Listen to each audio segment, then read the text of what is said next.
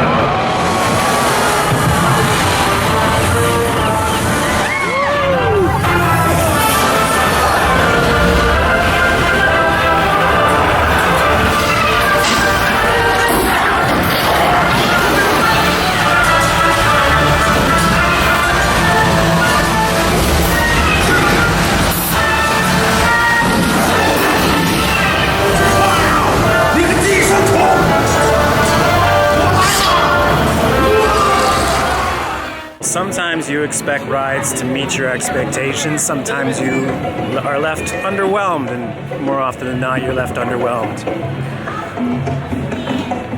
I don't even know what to say. I'm so glad the people that were in the boat with me on that ride could not understand the expletives that I used, because that was one of the most stunning things I've ever done in my life. Like, I cannot even do it justice. Like, you can't really get a grasp of what this ride is about until you ride it. The set pieces are remarkable.